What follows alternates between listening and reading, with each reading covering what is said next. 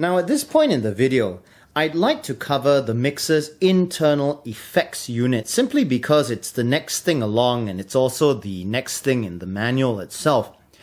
The effects on this particular mixer are very well implemented in that they sound good for the price and they, I feel, give you a very wide range of options.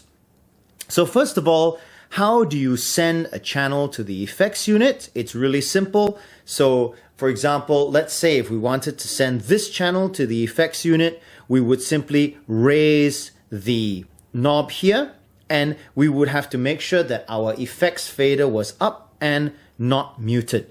So what we'll do now is we'll switch over to the 58 and I'll take you through the effects section. So here we are on the SM58. Now to begin with, I'd like you to notice that there are no lights in the effects section itself. So this effects section actually can be switched off completely. And this is really useful because it means that you can use the FX bus as a second aux send if you want to. In the master section right here, you can see this is the aux out. This is the FX out socket. So this mixer, if you don't want to use the effects, you can actually use the effects bus as a second post-fade aux send. And that's really big because a lot of mixers nowadays, they do not give you the option to use this as a conventional aux send. So well done, Alan and Heath, on that. To get to the off position in the effects unit, what you do is you start from the first bank, the first effect, and then you just press up. And you'll notice that the lights all go off. And with that on the off, if I unmute the effects and raise this, all right, you'll hear nothing changes. All right, if I press this, you'll hear the effects are there. All right, so here we are. We're zoomed in on the effects section so that you can see it. The effects are muted at the moment, just so that I don't drive myself nuts. You'll notice that there are two banks.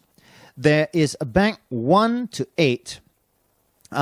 This includes all of the doubled effects. So you have delay plus reverb, ping pong delay, etc. In the second bank, I feel these are the ones that are more useful for live sound. So in the second bank, you have all of your reverbs, as well as a flanger and a chorus, which I never use.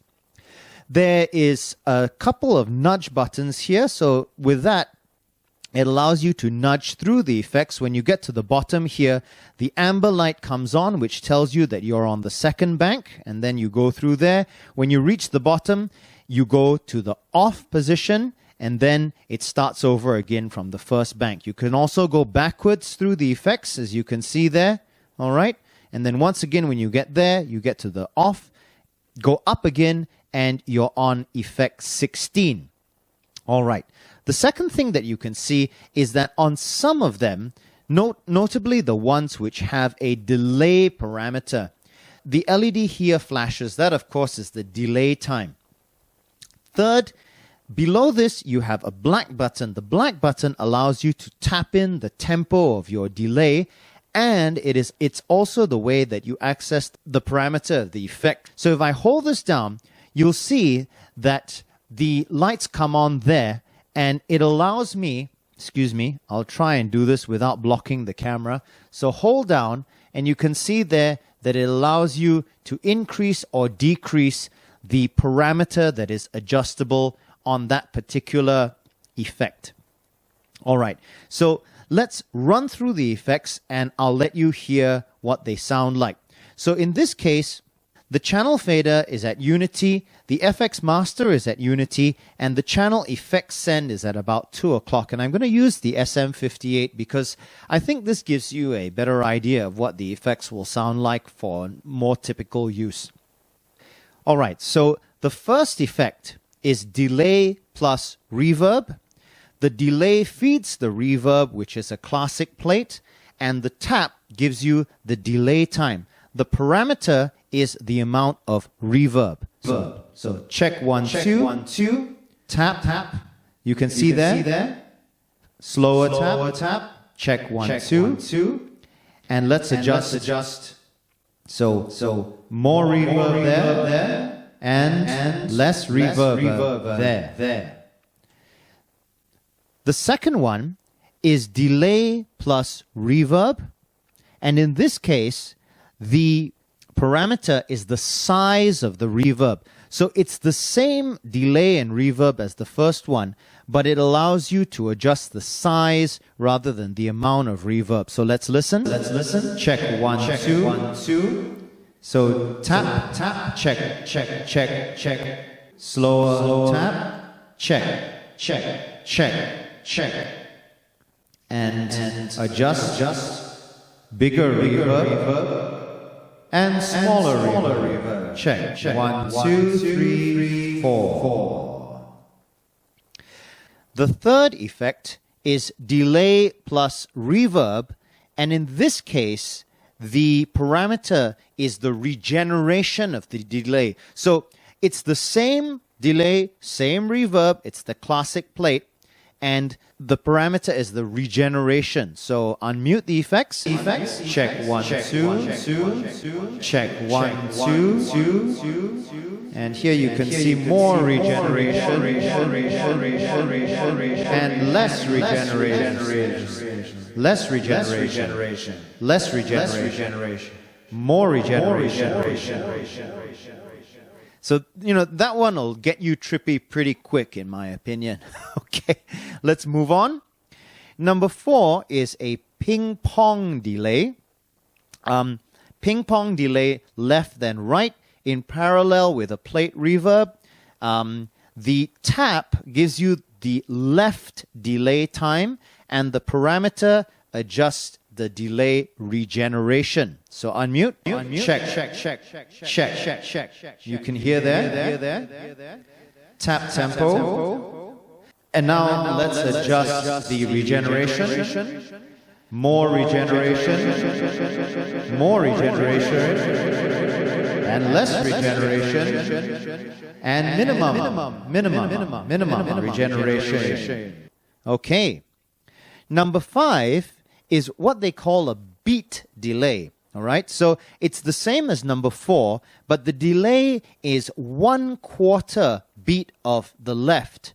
Apparently, this is good for offbeat 4/4 delay. Let's hear what it sounds like. Check. 1, 2. Check. 1, 2. Check.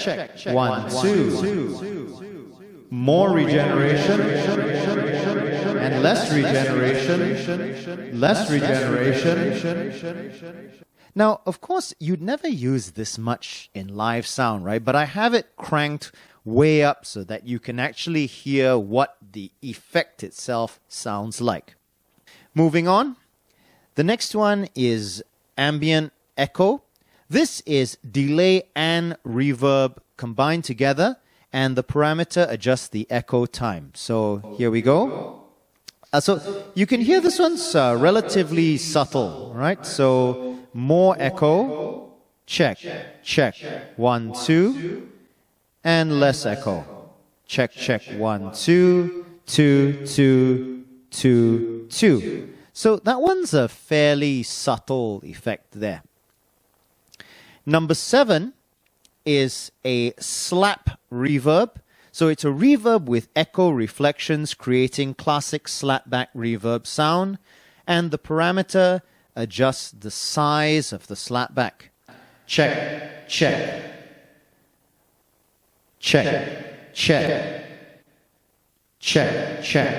1, 2, 1, 2. Interesting.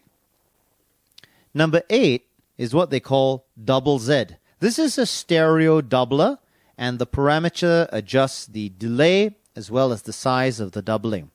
So unmuting there, I can hear the doubling more bigger there. Check. 1, 2, 1, 2, and less. Check 1, 2, 1, 2.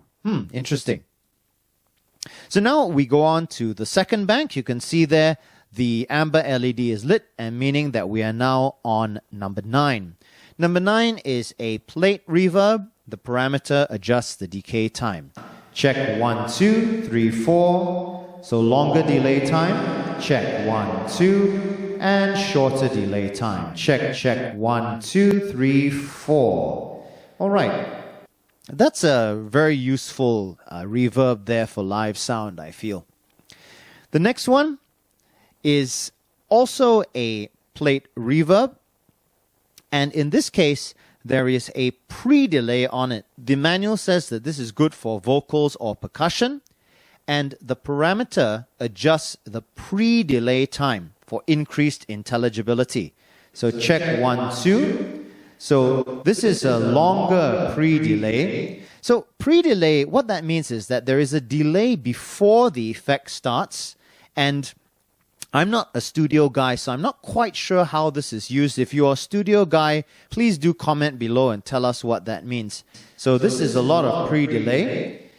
And this is less pre-delay. All right? Below that, you have a plate reverb, and the parameter is color. So color meaning from dark to bright. So here we are. So let's see. I guess this is the bright setting. Let's go the other way. Check, check, 1, 2. Yeah, this is the dark setting. All right? And in the middle, I guess, is sort of middle of the road. Okay? That presumably reflects a lighter or darker hall or that kind of thing. Next one, 12. This is a hall reverb, and the parameter adjusts the size of the hall. Check 1, 2, 3, 4. So this is a bigger hall. Check 1, 2, 3, 4. And this is a smaller hall. Check 1, 2, 3, 4. Number 13 is another kind of hall reverb. According to the manual, it says it's brighter than hall 1. And similarly, the parameter adjusts the size of the hall. This is 12, and this is 13. So, bigger hall, check 1, 2. Smaller hall, check 1, 2, 3, 4. Number 14 is an arena, and the parameter adjusts the size of the arena. Check 1, 2, 3, 4. Bigger arena, check 1, 2, 3, 4. Smaller arena, check 1, 2, 3, 4. 15 is a flanger. Parameter adjusts the depth and tonality. Check 1, 2, 3, 4. Check 1, 2, 3, 4. Check 1, 2, 3, 4. Okay. Flanger is presumably for electric guitar. And finally, the last one is chorus. Parameter adjusts the depth and tonality. Check 1, 2. Check, check 1, 2. Check 1, 2. So that's a deeper chorus, presumably. And going down, check 1, 2, 3, 4. So as you can hear, the effects section is generally quite good sounding for a mixer of this size. And it also gives you really a lot of options. The other thing that I really like about this particular mixer, as you can see, there's this knob here that says FX to AUX, which means that you can send the effects to the AUX, which is typically used for stage monitors. Quite a number of the newer compact mixing consoles, I can think of the Yamaha XU series, they've left this out, which is a real shame. Alright, now let's have a look at the master section. Now, this master section is quite unique in the sense that it has a number of features that are not found in every mixer of this class. So what we'll do first is let's go through all of the connectors, and then I'll tell you about some of the features that this mixer has. Beginning at the top, you can see that this mixer has a pair of XLR outputs. It has a left and a right. So the first thing is that these are switchable in terms of level. You can see here that there's a little label that says OP level switch. On the back panel of the mixer, there's a little switch that will drop the level of these two by 30 decibels. And effectively what that means is that if you're using this as a sub-mixer, you can run the output of this mixer into the mic inputs of a bigger mixer without risking overdriving them. It also means that if you're running through a snake alongside other mic level signals, there's less chance of crosstalk due to the higher level. So if you're using this as a sub-mixer, that's a really, really nice feature to have. It's also a useful feature if you are recording and your recorder does not have true line level inputs. So maybe your recorder has XLR inputs, but they can't handle +4 dBu, but they can handle microphone level. The Zoom H4n is a classic example of this. It has XLR inputs, but it can't quite handle that +4 dBu true professional line level.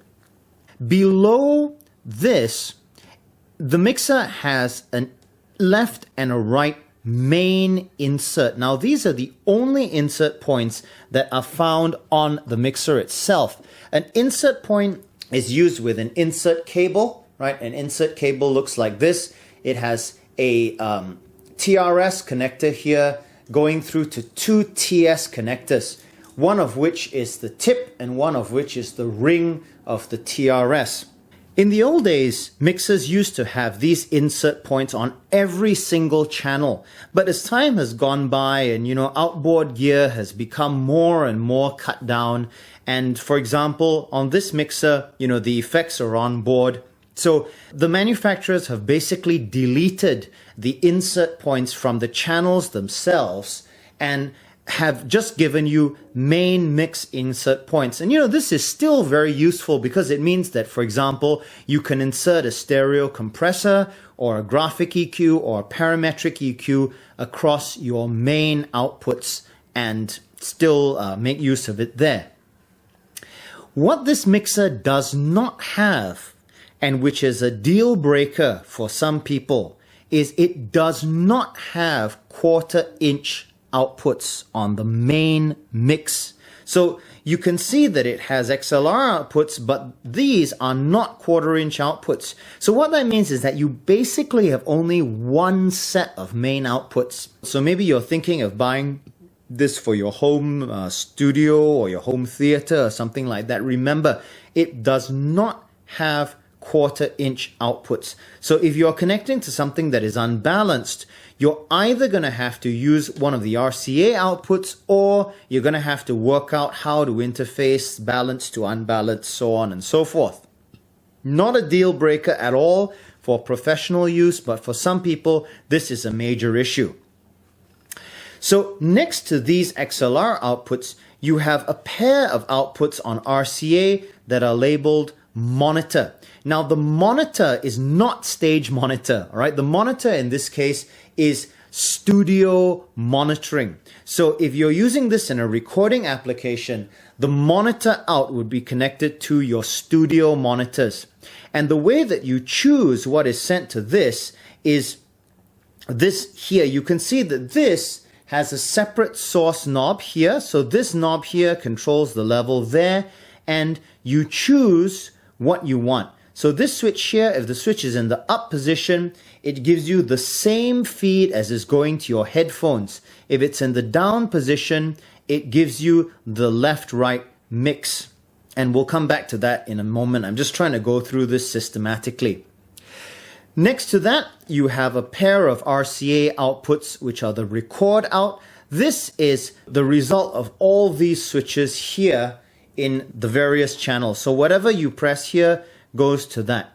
And if you were using this mixer for recording, this would connect to the input of your recorder. So this would be your monitors, this would be your recorder. It's important not to confuse this record out with the USB out, right? Because this has a slightly more comprehensive routing options there. Below the main mix inserts, you have the two outputs for the AUX buses on the mixer. You have an FX out, and as we mentioned, if you switch the effects section off, right, meaning no LEDs, you can actually use the FX bus as a second post-fade aux send. Really good. The other thing is that you can actually insert a foot switch there. According to the manual, it says that you need a latching foot switch wired between tip and sleeve that can be used to mute the onboard effects.